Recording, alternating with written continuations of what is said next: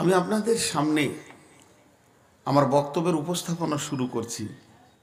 এই যে প্রাণী রয়েছে, মশা নামে একটা প্রাণী, মানুষের রক্ত খায়।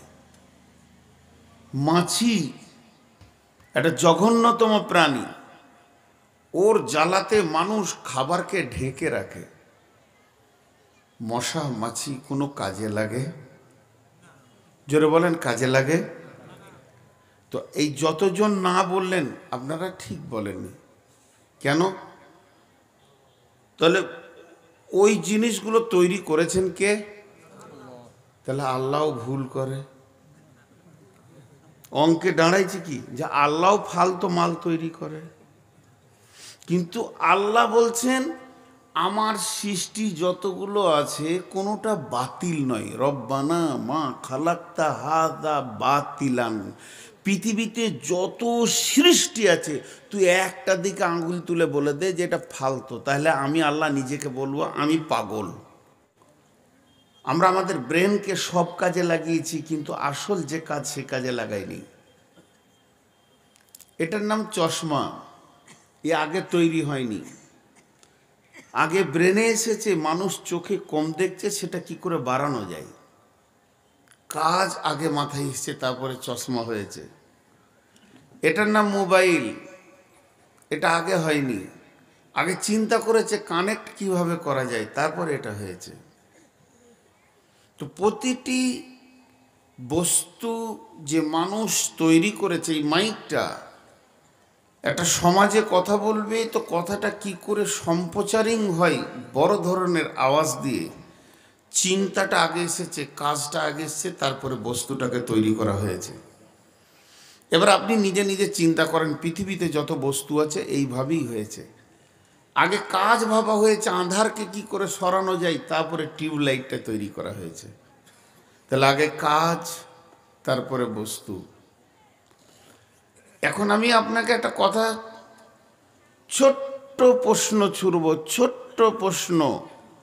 আপনারা সুন্দর করে উত্তর দেবেন, ভুল দেবেন তাও বলবেন, ঠিক দেবেন তাও বলবেন। এই যে প্রাণী রয়েছে, মশা নামে একটা প্রাণী, মানুষের রক্ত খায়। মাছি একটা জঘন্যতম প্রাণী, ওর জ্বালাতে মানুষ খাবারকে ঢেকে রাখে। মশা মাছি কোনো কাজে লাগে? জোরে বলেন, কাজে লাগে?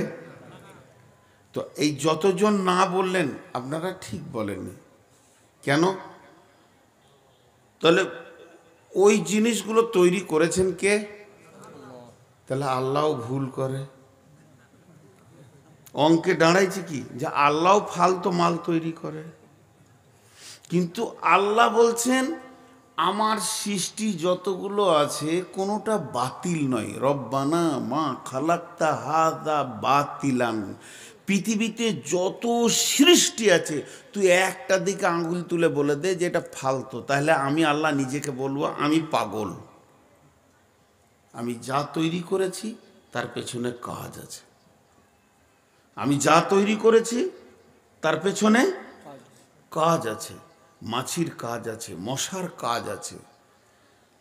একটা হানফিদের কিতাব, যদিও দুর্বল কল, তফসিরে পেয়েছিলাম, বলছে মশা ওই রক্তটা খায় যেটা তোমার শরীরে হারাম রক্ত। তার মানে হারামটাও চুষে নিলে। আরেক জায়গায় লিখেছে অ্যাক্সিডেন্ট হয়ে হাত পা কেটে গিয়ে যে রক্তটা বের হয় ওইটা তোমার হারাম রক্ত, আল্লাহ বের করে দিল যাতে করে তোমার বডিটা হালাল থাকে। এটা যদিও দুর্বল, এটাকে গুরুত্ব দিয়েন না, কিন্তু মশা আপনাকে যখন পুশ করে তখন নিশ্চয়ই ওখানে কোনো লাভ আছে। বিনা লাভে আল্লাহ কোনো জিনিস তৈরি করেন না। একটা লোক রাস্তায় হাঁটছে, ওর কোনো উদ্দেশ্য নাই, এইদিকে রাস্তায় কুমারগঞ্জের দিকে হাঁটছে, আপনি জিজ্ঞেস করলেন ভাইয়া একটু দাঁড়ান তো, আসসালামু আলাইকুম। ওয়ালাইকুম আসসালাম। যাচ্ছেন কোথায়? কি জানি বলবে, ও বলবে কথা কি জানি কোথায় যাচ্ছি। উদ্দেশ্যবিহীন সফর পাগলের সফর, উদ্দেশ্যবিহীন কাজ পাগলের কাজ। একটা কাঠ কেলে একজন কাটছে দা দিয়ে, ওকে জিজ্ঞেস করছেন কি করবে, কি জানি, এটা হয় কোনো দিন? ও কাটছে মানে, ও মেহনত দিচ্ছে মানে, ওর পেছনে মাথায় কিছু লুকিয়ে আছে, ওটাকে খোঁটা করবো কি ওটাকে আর কিছু করব।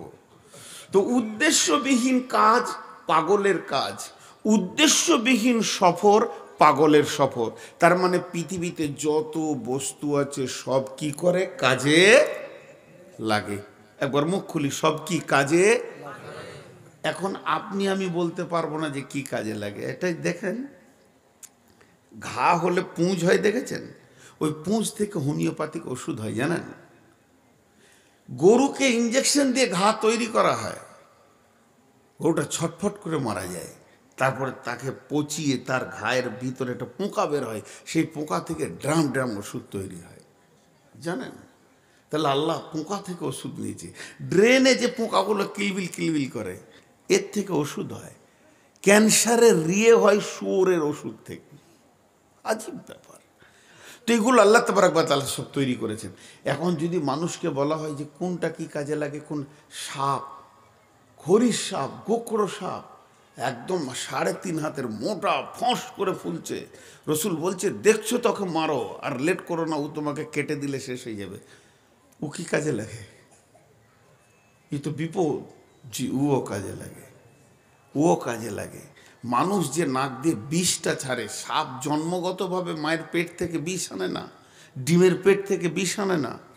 ও শরীরে বিষগুলোকে শোষণ করে এক জায়গায় থলিতে জমা করে এমন এক জায়গায় ঢালবে যে ও নষ্ট হয়ে যাবে। একসঙ্গে যদি পৃথিবীর সমস্ত বিষাক্ত সাপ মারা যায় তো আপনিও 1-2 মাস বাঁচবেন না, গোটা পৃথিবীর অক্সিজেনটাই বিষ হয়ে যাবে, মারা যাবে। তাহলে সব কাজে লাগে। তা আল্লাহকে জিজ্ঞেস করিলি কি কাজে লাগে, এক কথায় আল্লাহ বলে দেবেন, বিসমিল্লাহির রহমানির রহিম, রব্বানা মা খালাকতা হাযা বাতিলান সুবহানাকা ফাকিনা আযাবান নার। হে আমার রব, পৃথিবীর যত সৃষ্টি আছে এগুলো কোনোটাই বাতিল নয়, সব কাজে লাগে। ফাকিনা আযাবান নার। অতএব হে আমার রব, তুমি তোমার জাহান্নাম থেকে আমাদেরকে মুক্তি দাও। ভাষাটা কেমন দেখেন, সাদা ভাষাই বলি, সব সৃষ্টি কাজে লাগে, আল্লাহ আমাকে জাহান্নাম থেকে বাঁচাও। একটার সঙ্গে একটা মিলছে? সব কাজে লাগে, আল্লাহ আমাকে জাহান্নাম থেকে বাঁচাও। কিন্তু আসলে কাজে কার লাগে? মানুষের কাজে লাগে। এর জন্যে জাহান্নাম থেকে মুক্তি চাইতে বলছে। গরু কার জন্যে? মানুষের জন্যে।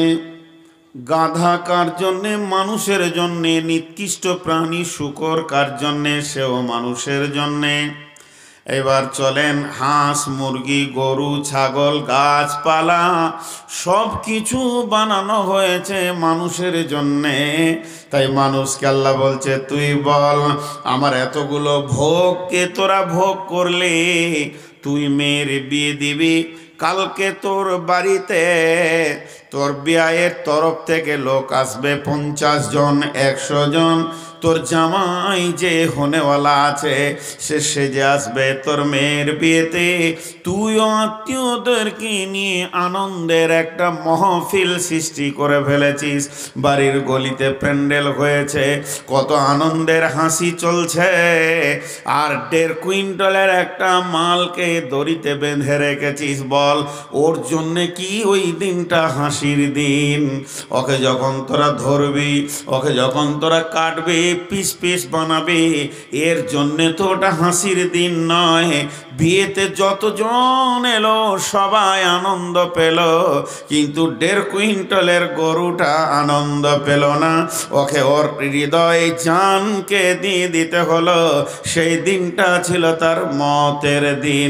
4খানা মুরগা বেঁধে রেখেছিলে আর 12খানা খাসি বেঁধে রেখে রেখেছিলি, তাদের ওই ডেটটা কিসের ডেট ছিল একবার তোরা ভাবিসনি? তোরা হাসতে হাসতে তাকে পিস করেছিস, তার সঙ্গে আমার কথা হয়েছে। আমি বলেছি গোলাম রে, তোদেরকে বানিয়েছি মানুষের জন্যে, তোরা নীরব জানটা দিয়ে দে, কারণ আমি আল্লাহ তোদেরকে বানিয়েছি এই উদ্দেশ্যে যে তোদেরকে নিয়ে আমার আশরাফুল মাখলুকাত আনন্দ করবে। তার মানে একটা কথা বলে দিই, অনেকে বলে 18,000 মাখলুকাত, কোরআনে হাদিসে কোথাও দলিল নাই 18,000 মাখলুকাত।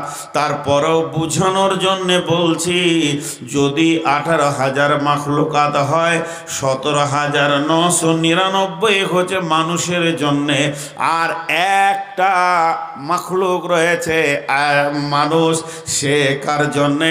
আল্লাহ রব্বুল আলামিন বলছেন, ওমা খালাকতুল জিন্না ওয়াল ইনসা ইল্লা লিয়াবুদুন, মানুষের তোদেরকে বানিয়েছি আমার জন্যে।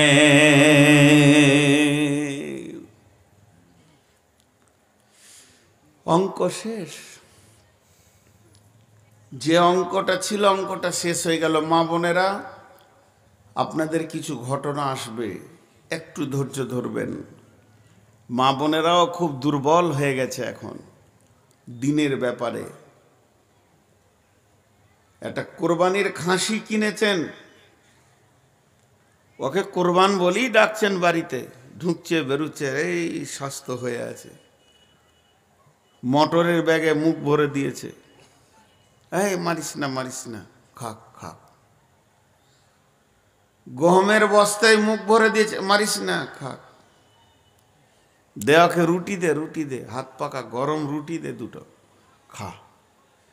বাড়ির মালিক বলছে, তুই সব খা, তোকে আমি খাবো। তুই সব খা, তোকে আমি খাবো। জি, আপনার বাচ্চাটার অসুখ হয়েছে, ভালো হচ্ছে না, মৌলানা সাহেবকে জিজ্ঞেস করলেন, ওস্তাদ কি করবো? বলছে, একটা সাদকা দিয়ে দেন। বকরির বাচ্চাটাকে টেনে নিয়ে গিয়ে মাদ্রাসায় জবাই করে দিলেন, যে আমার বাচ্চার জন্য তোর জানটাকে দিয়ে দিলাম রে আল্লাহকে, যা আমার বাচ্চা সুস্থ হোক। কিন্তু বকরির বাচ্চার যখন জ্বর হয়েছে, আপনার পুতাটাকে নিয়ে জবাই করবেন যে আল্লাহ ওকে সুস্থ করে দে? মানুষের জন্য সমস্ত মাখলুককে বানানো হয়েছে। আর মানুষকে কিসের জন্য বানানো হয়েছে? আল্লাহর জন্য। কিন্তু এরা আল্লাহর জন্য লয়। এরা কি হিসাব করেছে জানেন? 2 এ 2, 2 2 16, তারপরে 2 22, তারপরে 2 18, অঙ্ক খালি মিলছেই না। আল্লাহ বলেছেন ওই কথায়, বিসমিল্লাহির রহমানির রহিম, আফাহাসিবতুম আন্নামা খালাকনাকুম আবাসাও ওয়া আন্নাকুম ইলাইনা লা তুরজাউন। আফাহাসিবতুম আন্নামা খালাকনাকুম আবাসা, আফাহাসিবতুম, আফাহাসিবতুম, তোমরা কি হিসাব করে নিয়েছ? তোমরা কি অঙ্ক করে নিয়েছ? তোমাদের হিসাব নিকাশ কি শেষ হয়ে গেছে? আন্নামা খালাকনাকুম আবাসা, তোমরা নিজেদেরকে সৃষ্টির ভিতরে ফাও মনে করে নিয়েছ। গরুর কাজ আছে, গাভীর কাজ আছে, ষাঁড়ের কাজ আছে, বকরির কাজ আছে, আপনার গাছের কাজ আছে, হাওয়ার কাজ আছে, আগুনের কাজ আছে, সকলের কাজ আছে। শুধু কাজ নাই তোমার, তুমি পৃথিবীতে ফাও হিসেবে এসেছ। তোমার নামাজ নাই, রোজা নাই, তুমি দিনের কাজ করবে না, টাট্টু হয়ে ঘুরে বেড়াবে, তোমার কোনো দায়িত্ব নাই। এটা তুমি অঙ্কে বের করে নিয়েছো। আফাহাসিবতুম আন্নামা খালাকনাকুম আবাসা, আমি তোমাদের অঙ্কতে বুঝতে পারছি তোমরা নিজেদেরকে ফাও হিসাবে সৃষ্টির ভিতরে ধরে নিয়েছ, তোমাদের কোনো কাজ নাই। জি, তোমরা ফাও। মানুষের কত ব্রেন! আগুন কি শক্ত জিনিস, ওর পাশে যেতে ভয় লাগে। আগুন, আগুন বললেই জান চমকে উঠে, আগুন, পুড়ে যাব, জ্বলে যাব। সেই আগুনকে গোলাম বানিয়েছে মানুষ। গ্যাস ভরছে ট্যাঙ্কিতে, ওভেন তৈরি করে ওকে ফায়ার দিয়ে ফুট করে জ্বালিয়ে দিয়ে এবার ওকে বলছে তুই আমার গোলামি কর 1.5-2 ঘন্টা, তোর উপরে আমি মাছ মাংসকে জুত করে পাকাবো, দেখাবো। আগুনকে গোলাম করে নিল। জি, শুধু আগুন গোলাম নয়, হাওয়া, হাওয়া তো হাওয়াই, দেখা যায় না হাওয়া, তাকে ফাঁকা থেকে টেনে চেম্বারে ভরে ভোলপিন দিয়ে ডাম্পারের ভিতরে ভরে 67 টন মাল তার ঘাড়ে চাপিয়ে দিয়ে কলকাতায় ঢেলে দিয়ে চলে আসছে। হাওয়াকে গোলাম বানিয়েছে মানুষ। গাভীর বাঁটে দুধ, তেল দিয়ে টেনে দুধটাকে বের করেছে। দুধের ভিতরে ছানা আছে, ল্যাংচা আছে, চমচম আছে, পান্তো আছে, রসগোল্লা আছে, সন্দেশ আছে, এর ভিতরে দই আছে, এর ভিতরে ক্ষীর আছে, পায়েস আছে। মানুষ তাকে রিসার্চ করে করে বের করেছে। কোরআনের আয়াত নাই যে গাভীর দুধের ভিতর থেকে তোরা পান্তো রসগোল্লা কর, কিন্তু এর ব্রেন কত সুস্বাদু খাবার আমার রব দিয়েছেন, তার ভিতরে ভ্যারাইটিজ বানিয়ে নিয়েছে। বকরিকে জবাই করে শুধু মাংস খায় না, তার ভুঁটিটা খায়, কলিজাটা খায়, পুড়িয়ে খায়, সেদ্ধ খায়, রান্না করে খায়, চাপ খায়, তার বিভিন্ন বিরিয়ানি বানিয়ে খায়, তার টোস্ট করে, রোস্ট করে, বিভিন্ন রকম তৈরি হয়। আল্লাহ তাবারক ওয়া তাআলা বলছেন তোদের এগুলো বুঝে এসেছে। বকরির কি কাজ, গাভীর কি কাজ? মুরগির পেটে একটা ডিম আছে, ডিমটা সেদ্ধ হবে, অমলেট হবে, কারি হবে, খাওয়া হবে, রান্না হবে, বিভিন্ন তার ভাজিয়া হবে, ভুজিয়া হবে। এতগুলো তোর ব্রেনে চলে এলো। তোর ব্রেনটা কত মূল্যবান আমি বানিয়েছি আমি রব। তাহলে তার কাজ খুঁজে পেলি, ডিমের কাজ খুঁজে পেলি, গরুর কাজ খুঁজে পেলি, ছাগলের কাজ খুঁজে পেলি, ভেড়ার কাজ খুঁজে পেলি, তারপরে কাঠ গাছকে কেটে পিস করে তাকে খাট বানিয়ে তার উপরে তুই আরাম করে ঘুমাবি। এটাও তোর বুঝে এলো, শোভা বুঝে এলো। তোর বুঝতে কোনো জায়গায় কম হলো না, খালি নিজের হিসাবটাই বুঝে আসছে না যে আমাকে কি করতে হবে। নিজেরটা খালি বুঝেছিস যে খাবি আর খৈনি মুলবি আর টাট্টু হয়ে ঘুরে বেড়াবি। তোর কি কাজ এটা তুই খালি খুঁজে পেছিস না। আপা হাসিবে তুম আন্নামা খালাকনাকুম আবাসা, তুই নিজেকে কি ফাও মনে করেছিস? আমি রব তোকে কোন কাজের জন্য পাঠিয়েছি তুই নিজেই খোঁজ দেখ। তোর ব্রেন, তোর বিবেক তোকে বলে দেবে তোর কাজ কি।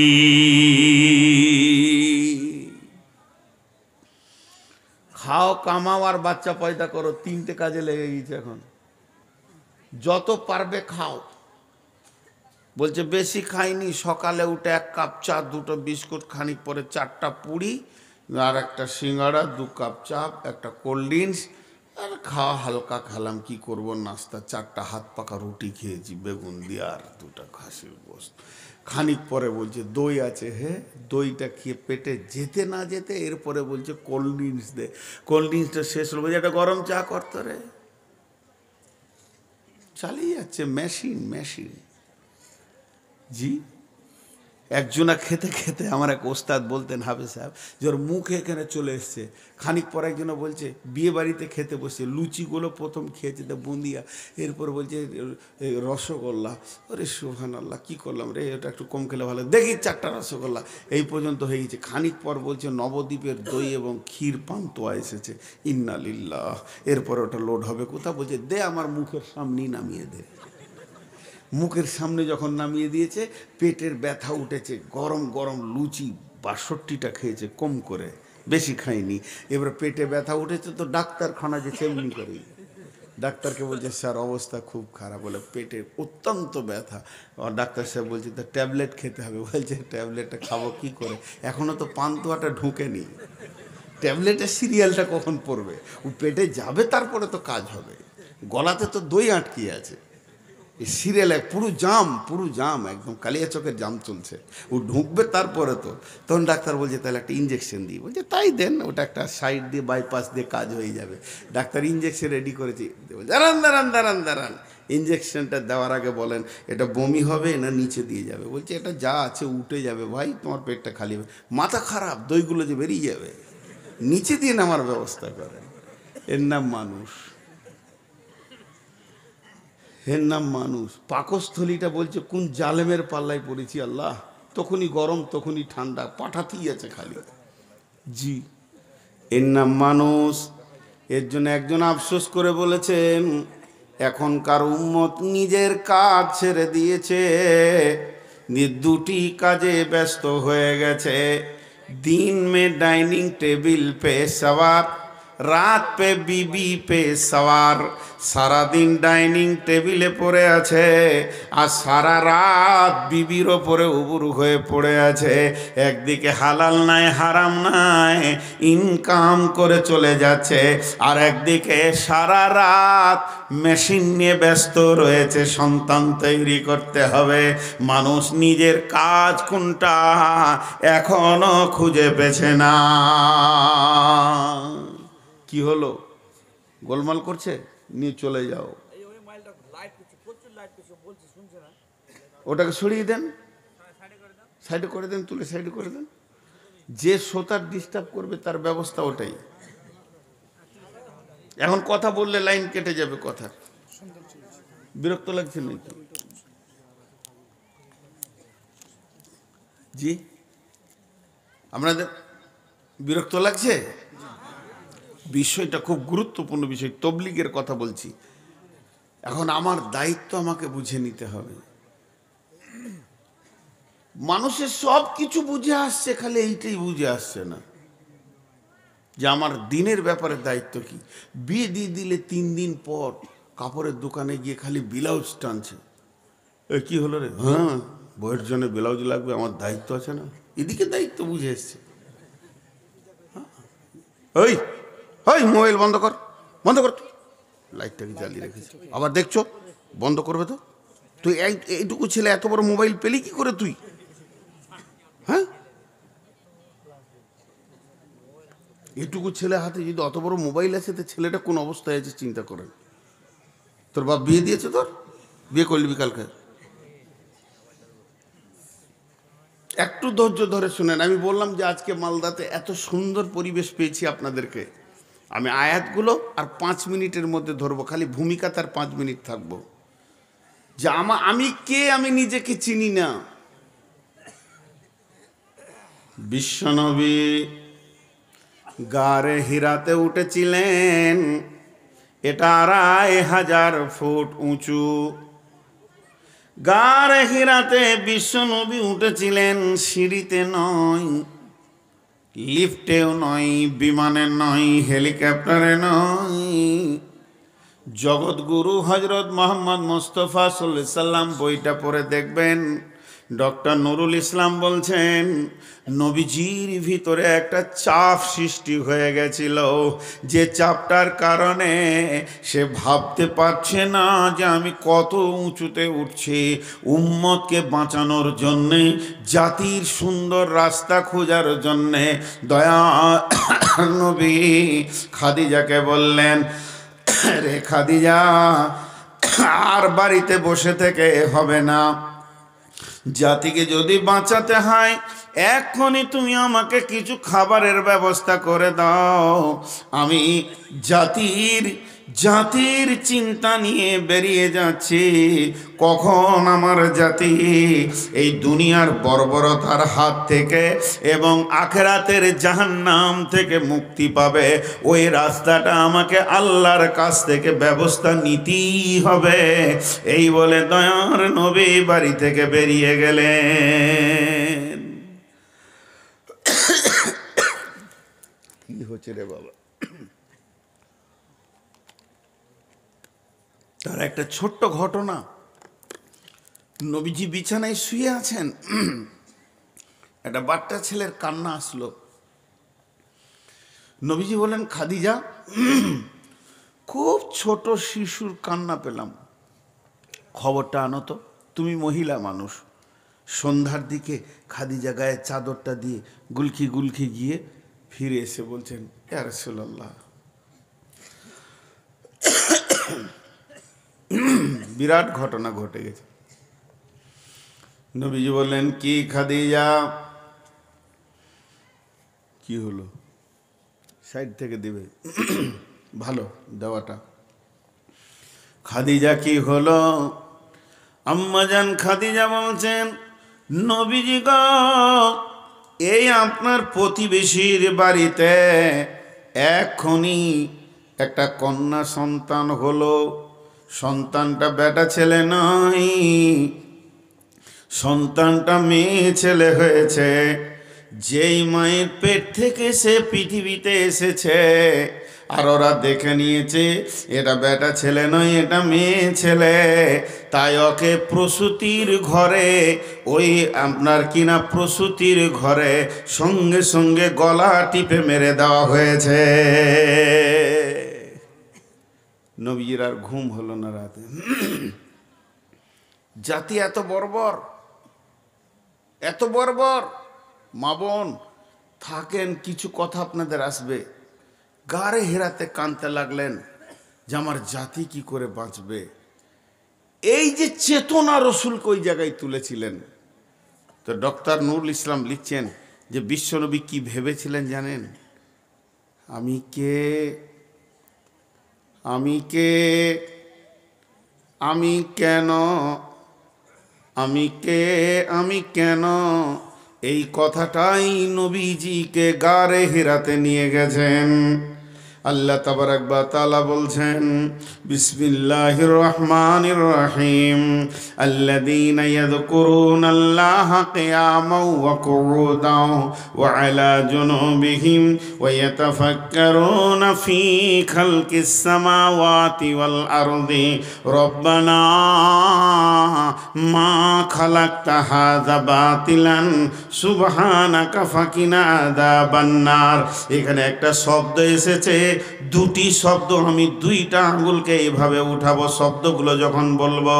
আল্লাযীনা ইয়াযকুরুনাল্লাহা, ইয়াযকুরুনাল্লাহা, ইয়াযকুরুনাল্লাহা কিয়ামান ওয়া কুউদান ওয়া আলা জুনুবিহিম ওয়া ইয়াতাফাক্কারুনা ওয়া ইয়াতাফাক্কারুনা ওয়া ইয়াতাফাক্কারুনা মা খালকিস সামাওয়াতি ওয়াল আরদি রব্বানা মা খালাকতা হাযা বাতিলান সুবহানাকা ফাকিনা আযাবান নার। একটা আয়াতে আল্লাহ অনেকগুলি শব্দ বললেন, তার ভিতরে আমি দুটি শব্দ নিলাম। একটা হলো জিকির আর একটা হলো ফিকির। একটা হলো জিকির আর একটা হলো ফিকির।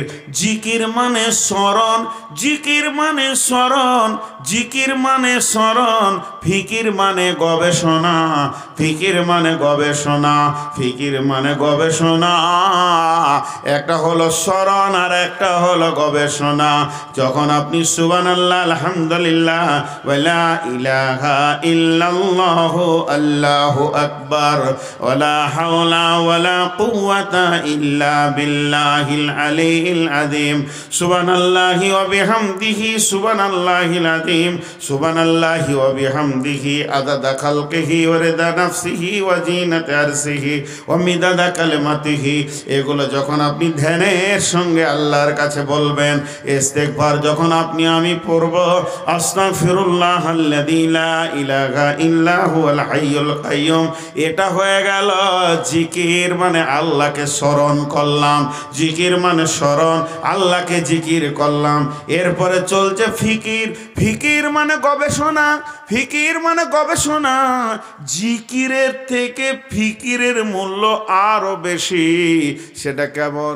সুবহানাল্লাহ, এত বড় আসমান আমার রব বানিয়েছেন, বিনা স্তম্ভে দাঁড় করিয়ে রেখেছেন। আমার রব কত দামি। এই জমিনটা আল্লাহ কি মেটেরিয়ালস দিয়ে বানিয়েছেন, মাটিতে কি কি আছে, যেখানে ফসল হয় লোহাকে খেয়ে নেয়, বাপ মাকে পুঁতে দিলে খেয়ে নেয়। আবার আমের গাছ, আখের গাছ, পটলের লত ভরে দিলে গাছ বের হয়ে যায়। মাবুদ কি দিয়ে বানিয়েছেন?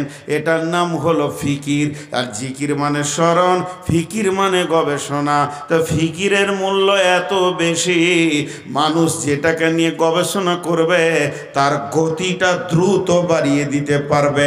মানুষ অ্যালুমিনিয়ামের ওপরে ফিকির করেছে, আসমানের ওপরে প্লেনকে উড়িয়ে দিয়েছে। মানুষ লোহার ওপরে গবেষণা করেছে, 4 আঙ্গুর রেলপাতিতে বিদ্যুৎ গতিতে রেলকে দড়িয়ে দিয়েছে। মানুষ এলো আপনার তামার ওপরে ফিকির করেছে, সমুদ্রে জাহাজকে ভাসিয়ে দিয়েছেন। মানুষ প্লাস্টিকের ওপরে ফিকির করেছে। আজ থেকে 20 বছর আগে প্লাস্টিককে ফেলে দেওয়া হতো, সেই প্লাস্টিক আজকে চেয়ার টেবিল হয়ে ব্যবহার করছে। এই প্লাস্টিকের মূল্য কত? অতএব মানুষ যেগুলো ফিকির করেছে কাজে লেগেছে। তাই আমার আল্লাহ বলছেন, তোর ব্রেন দুটা প্লাস্টিকে লাগিয়ে দিলি, প্লাস্টিকের মূল্য বেড়ে গেল। তোর ব্রেন দুটা লোহাতে লাগালি, লোহার ব্রেন দাম বেড়ে গেল। তোর ব্রেন দুটাকে আপনার কিনা অ্যালুমিনিয়ামে লাগালি, সেটার দাম বেড়ে গেল। তোর দেহটাকে মাটিতে লাগালি, তো ইট বানিয়ে 100 তলা 120 তলা বুর্জ খলিফা বানিয়ে তোরা বাস করতে লাগলি। তোর ব্রেনটাকে এত সুন্দর করে বানালি, গরমের দিনে এসিতে বাস করলে। হে মানুষ রে, ওই ব্রেনটা একবার কি তুই কোরআনের আয়াতের ভিতরে ভরলি না? যদি একবার তুই দিনের ভিতরে ভরে দিতিস, তাহলে তোর ব্রেন যেমন প্লেনকে আকাশে উড়িয়ে দিয়েছে, আল্লাহ দিন ইসলামও আসমানে উড়ে যেত।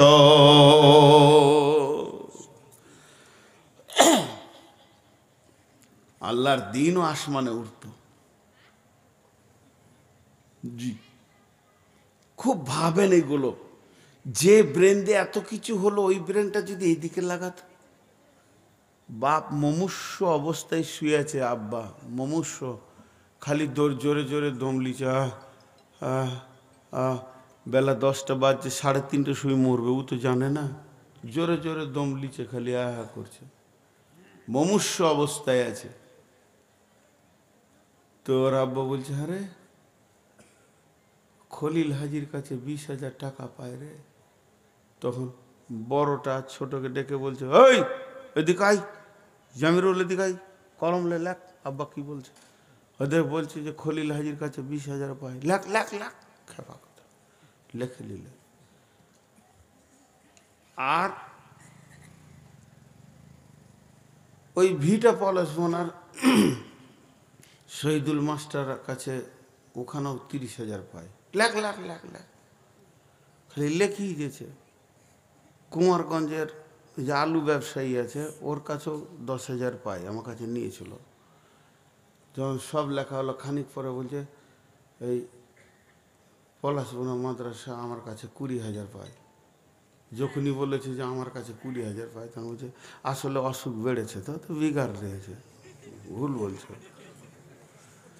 ওই যখন পাবে তখন হুঁশ ঠিক আছে, আর ওর কাছে যখন পাবে তখন বলছে আব্বার একটু অসুখটা বেশি বাড়াবাড়ি, তো ভুল বলছে। ওর না না, ওটা কোনো পোকা ঢুকেছে আর কি, এই জন্য গলাটা ডিস্টার্ব করছে। না না না না, ওটা ঠিক হয়ে যাবে। আমরা বকে বকে অভ্যাস, ও আর কাজ করছে, আমি আমার কাজ করছি, ওই দিকে নিয়ে মাথায় নিয়ে গেলে হবে না। জি, তো যে কথাগুলো বলছি এগুলো ভাবতে হবে।